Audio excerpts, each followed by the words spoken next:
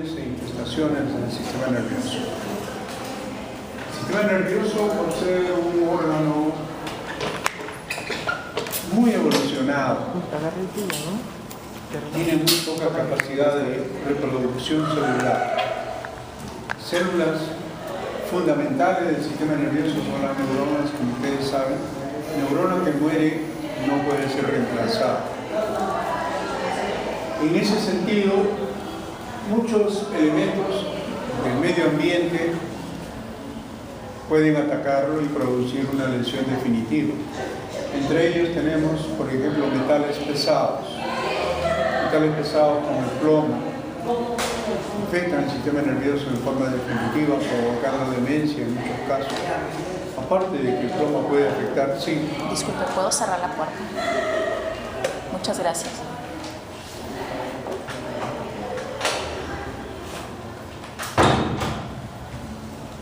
Aparte que el plomo afecta a otros órganos como los riñones y provoca insuficiencia renal, pero fundamentalmente afecta toda la corteza cerebral, todo lugar donde exista neuronas es afectado y destruido, sobre todo en los niños. Hay un alimento que recoge de la tierra pequeñas cantidades de arsénico y es el arroz. Y nosotros somos, por tradición, altos consumidores de arroz. No hay un estudio pleno y serio acerca del compromiso del sistema nervioso por arsénico producto del arroz. Pero hay que tener en cuenta eso para el futuro.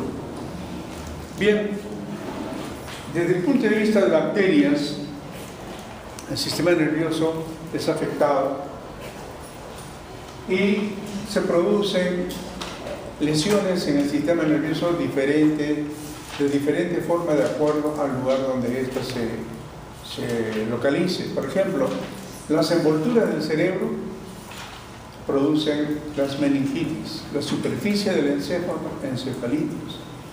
El interior del parénquima cerebral produce cerebritis.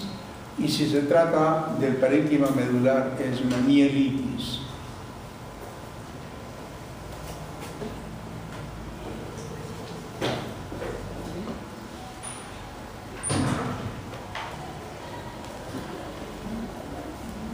Meningitis, en términos generales, es una inflamación de las envolturas del cerebro. Puede haber una meningitis adquirida y una postquirúrgica.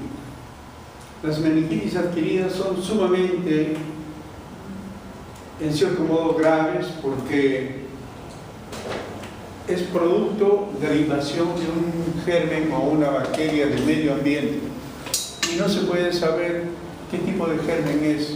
En eso reside la gravedad de las meningitis adquiridas. En cambio, las meningitis postquirúrgicas dependen de un germen hospitalario. Y de gérmenes hospitalarios tenemos ya un espectro reducido. Entre ellos tenemos la Pseudomonas aeruginosa, los estafilococos, las enterobacterias, neumococos. Aparte que en el proceso quirúrgico el paciente recibe un tratamiento antibiótico profiláctico prequirúrgico durante la cirugía y postquirúrgico, de manera que reduce grandemente el espectro de meningitis postquirúrgicas. En realidad son muy pocas, muy pocas.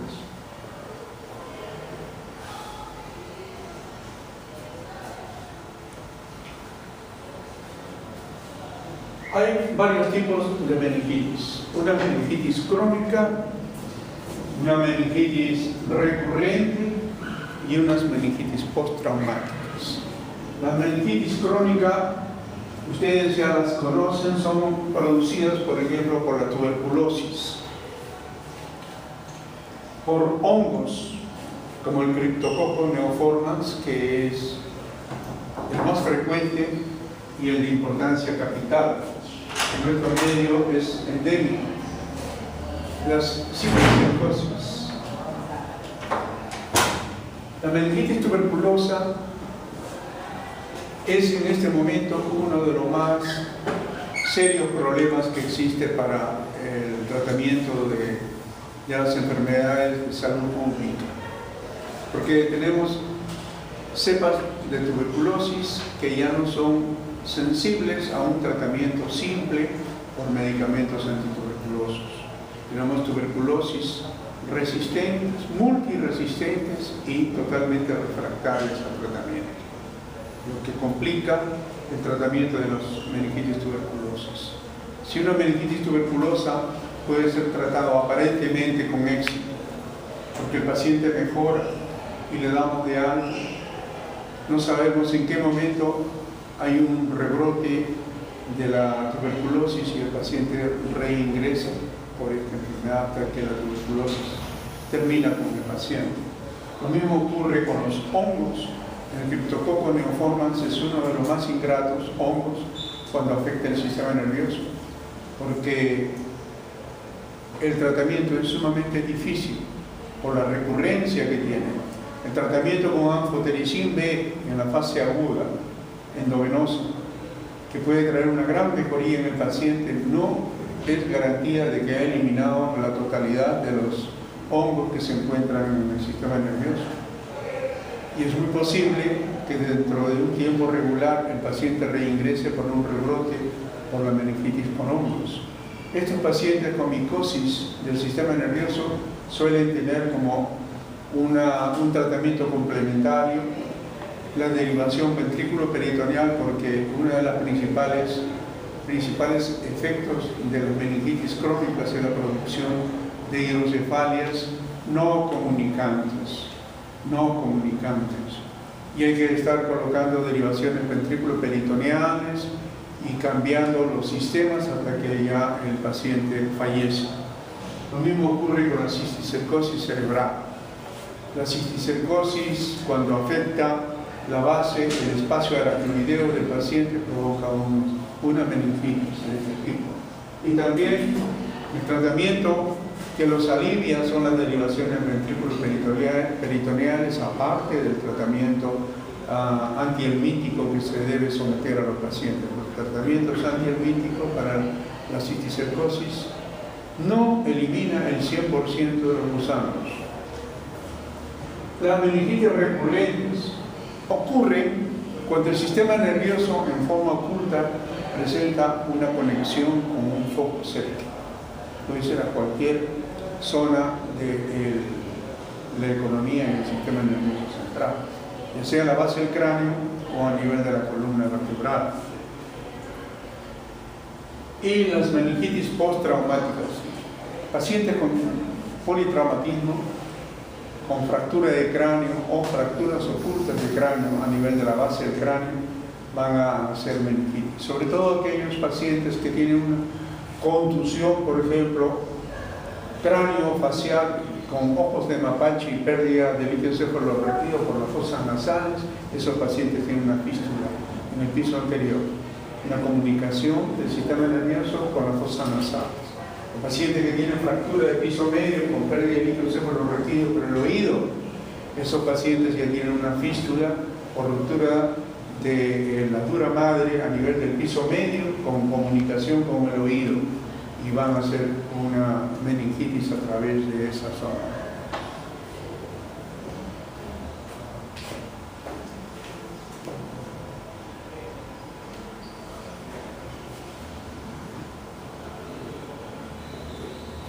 La Escherichia coli, que es un germen común, gram negativo, localizado en la última parte del intestino a nivel del colon, corriente. Se la conocía como un germen que se podía tratar con facilidad, pero yo lo pongo aquí porque está sufriendo, está experimentando un fenómeno de mutación, está mutando con mucha facilidad, y en el futuro, cuando ustedes empiecen a ejercer la medicina, van a encontrarse con Escherichia coli multiresistentes y algunas completamente refractarias al tratamiento, porque ya apareció la cepa refractaria al tratamiento en Japón y en Alemania y en la India. de manera que, como ahora las enfermedades se están extendiendo por todo el mundo, tenganlo en cuenta. El Acinetobacter baumannii es otro germen hospitalario que se suma a los que ya conocíamos como gérmenes hospitalarios. Acinetobacter baumannii está siendo una complicación postquirúrgica en los pacientes de cirugía de cráneo y de columna, con alta mortalidad, hasta de un 90%. El ébola ya ha sido bien publicitado, es un virus muy contagioso que tiene 40 años de haber contaminado al hombre. Se origina en un germen cuyo portador son los murciélagos, los aves, y ha aparecido en el Congo. Del Congo ahora ya están completamente infectados Liberia, Nigeria y Sierra Leona. Hace unas 2-3 semanas trasladaron a un médico y a una monjita españoles bajo una burbuja de asepsia y los colocaron en un ambiente hospitalario totalmente alejado de toda la región de Madrid, y trajeron un medicamento experimental de Estados Unidos para tratarlo. Murieron los dos. Y no se sabe por qué razón, otra monjita, pero de origen africano, que se había contagiado con ellos en el mismo hospital, fue dejada en África. Ella murió antes que los otros dos, pero los 3 han muerto. Un médico norteamericano que fue trasladado a Estados Unidos bajo las mismas medidas de control y de asepsia, se ha recuperado con el tratamiento de este medicamento experimental. No hay vacuna contra el ébola, pero el ébola es una virosis que produce una infección generalizada, fiebre elevada, malestar general y hemorragia en todos los órganos: intestinos, vasos, riñones, hígado, músculos. Y no se tiene un estudio del sistema nervioso, pero es probable que el sistema nervioso también tenga sangrado, porque están en tan malas condiciones que no les han hecho funcionar ningún par. Tenganlo en cuenta, porque ya está próxima a saltar a América. De las meningitis recurrentes, yo les voy a mostrar un grupo de estudios en donde se observan pequeñas fístulas. Por ejemplo, aquí hay una fractura. Esta es la silla turca, hay una fractura o un pasaje a través del diafragma de la silla turca, y el encefalorraquídeo ingresa a la silla turca, y de la silla turca pasa al seno. Este es el seno esfenoidal. El seno esfenoidal es una cavidad que se encuentra delante del piso de la silla turca, y el seno esfenoidal tiene comunicación con las fosas nasales. Por esta razón hay cirugías que se hacen a través de la fosa nasal. Se astilla el seno esfenoidal, se lo desinfecta y se hace una pequeña fractura del piso de la silla turca para el tratamiento transesfenoidal de los adenomas de hipófisis. En este caso no ha tenido ningún tratamiento de este tipo, pero se ha producido esta fístula anormal y la pérdida de líquido cefalorraquídeo hacia el seno esfenoidal, que es una fístula oculta que va a provocar infección del sistema nervioso en forma recurrente. También, si no se hace después de la cirugía transesfenoidal un sellado adecuado de esta zona donde se ha astillado el piso de la silla turca, se va a producir infecciones. Por eso la cirugía de la transesfenoidal para los adenomas de hipófisis o tumores como el síndrome de Cushing tiene que ser muy cuidadoso y sellar completamente.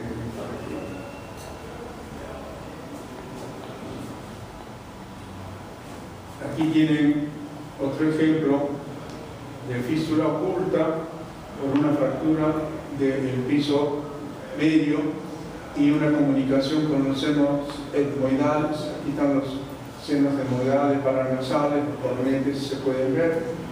En esta zona se observa que no hay contaminación, sin embargo el cistilicocefalorraquídeo ha invadido la otra cara y una contaminación, un foco de contaminación constante de las zonas paranasales con el resto del interior del sistema nervioso, que va a justificar una meningitis recurrente. Aquí tienen otro ejemplo de fractura oculta con senos etmoidales, ahora del otro lado. Aquí está limpio, sin embargo los senos etmoidales de este lado están con comunicación con el espacio subaracnoideo del cerebro. Estas son las causas ocultas de fístulas ocultas o de conexiones no visibles del sistema nervioso con focos sépticos que provocan las meningitis recurrentes. La derivación ventrículo-peritoneal es un procedimiento para el tratamiento de la hidrocefalia crónica. La derivación ventricular externa es un procedimiento para el tratamiento de la hidrocefalia aguda.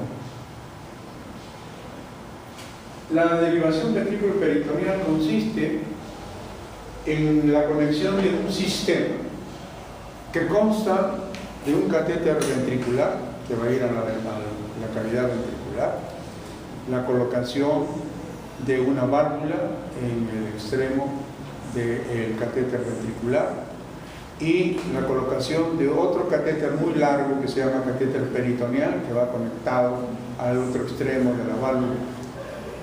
El catéter peritoneal va por debajo del cuero cabelludo, la válvula también es colocada debajo del cuero cabelludo después de haber hecho un hoyo de tracanación y conexión con la cavidad ventricular. Va por debajo del cuero cabelludo, debajo de la piel del cuello, debajo de la piel del tórax, hasta una parte de la pared abdominal, en donde se hace una incisión que va a llegar hasta el peritoneo. Se abre el peritoneo y se introduce el catéter peritoneal. Se cierra. Luego, todo el sistema, todo el líquido cefalorraquídeo que excede la presión intracraneana es jalado por la válvula y derivado al peritoneo. ¿Cuáles son las complicaciones?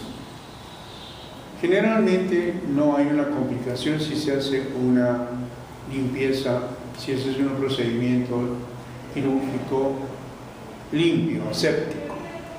El problema es que a nivel del cuero cabelludo, los folículos pilosos tienen nidos de estafilococos en forma corriente.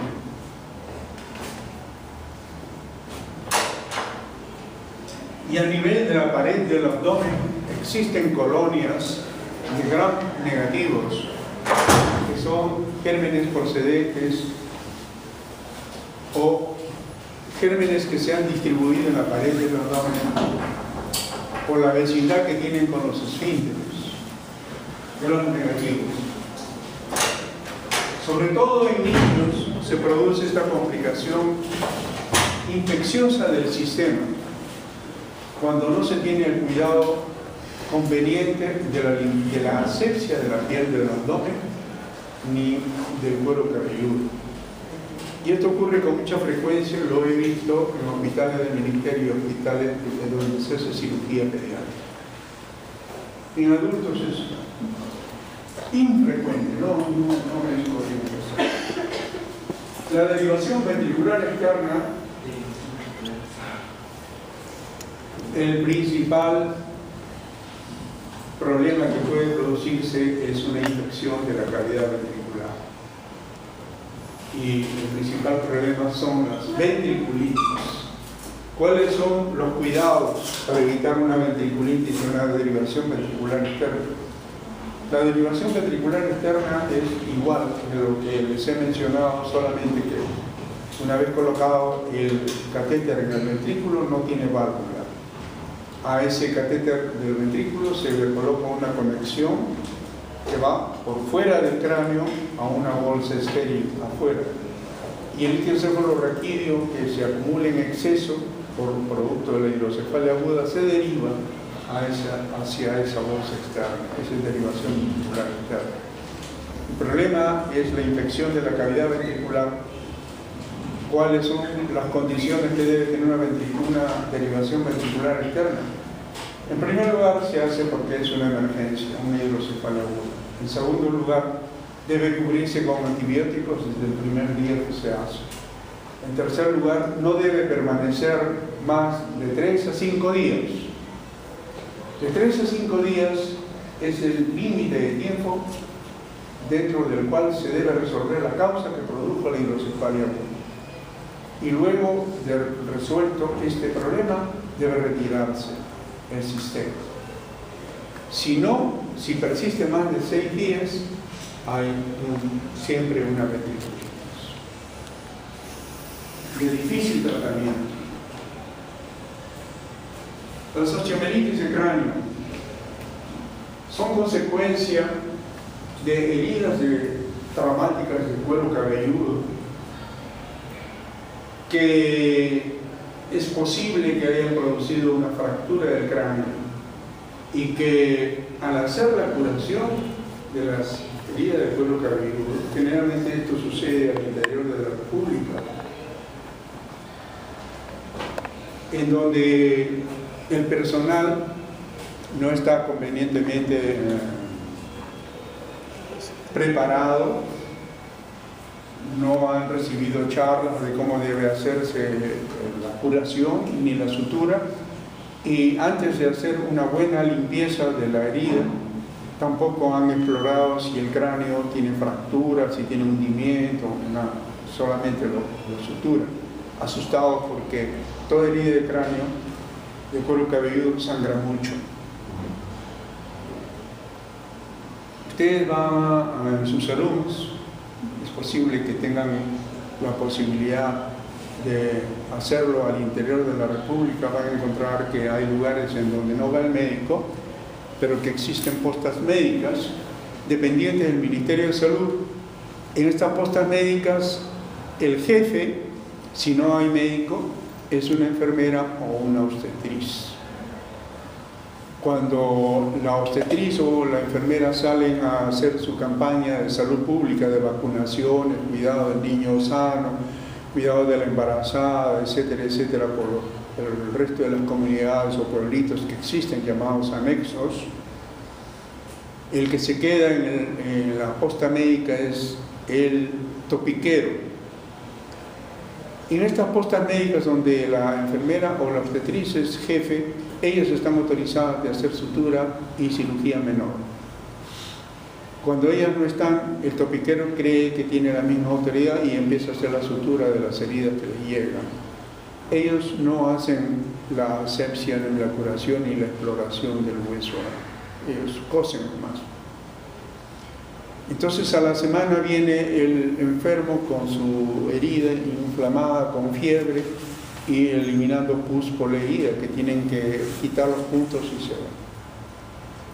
El problema es que esa herida, esa fractura de cráneo, sufre una infección del hueso, y el hueso sufre un fenómeno de caries.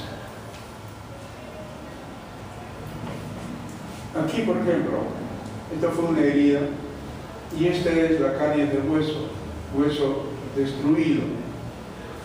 Entonces lo que tienen que hacer ustedes es hacer una cura quirúrgica, curetear todos los bordes y retirar todos los granulomas de los diferentes planos del cuero cabelludo, y el hueso hay que comerlo con una gubia hasta encontrar hueso sano.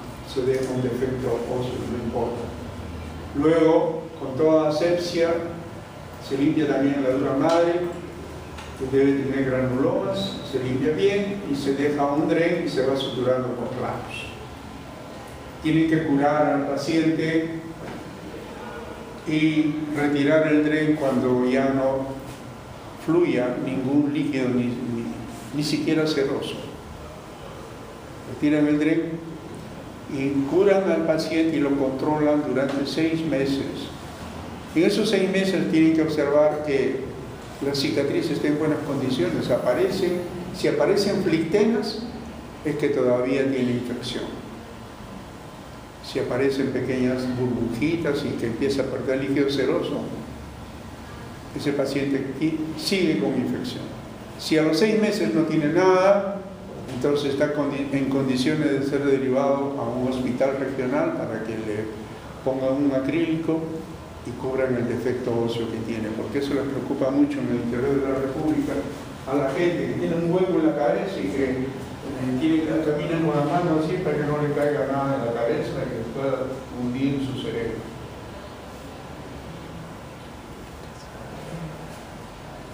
El absceso cerebral es una cerebritis, es una infección del parénquima cerebral.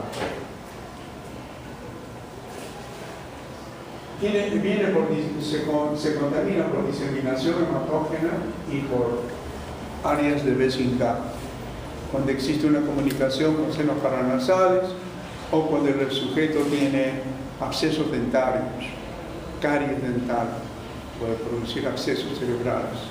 En el caso de la diseminación hematógena, el 25% de los casos no se sabe de dónde se origina, puede ser hasta una infección urinaria. Pero el otro 50%, la fuente más común es aparato respiratorio. Aparato respiratorio que tenga abscesos, que tenga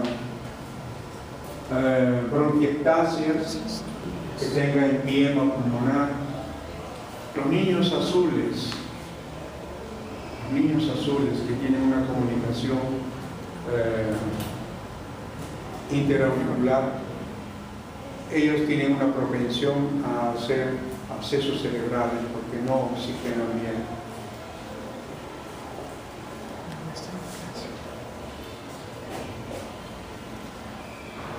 Este es un absceso obtenido por necropsia, un absceso lóbulo temporal, lado derecho. El absceso cerebral tiene 4 etapas: 2 de cerebritis, 2 de encapsulamiento.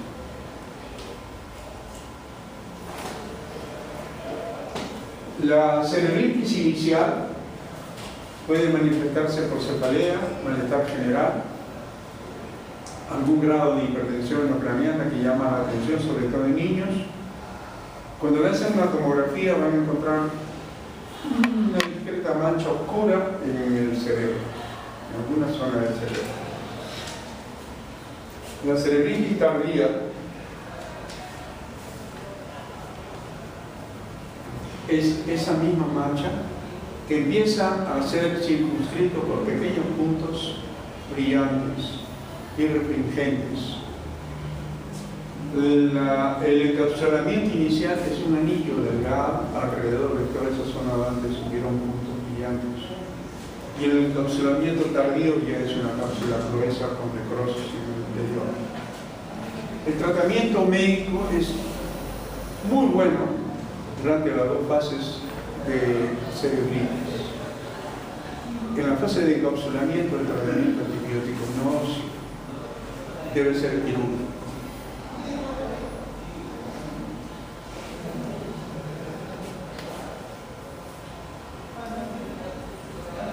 Aquí tienen ustedes, lo apagué.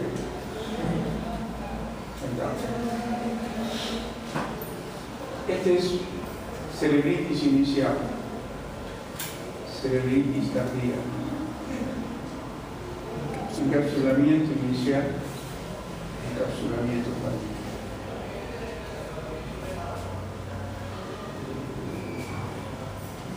El tratamiento quirúrgico puede ser por colocación de un trocar y aspiración, y la otra es la exéresis completa del absceso. Este es el absceso y luego de la aspiración.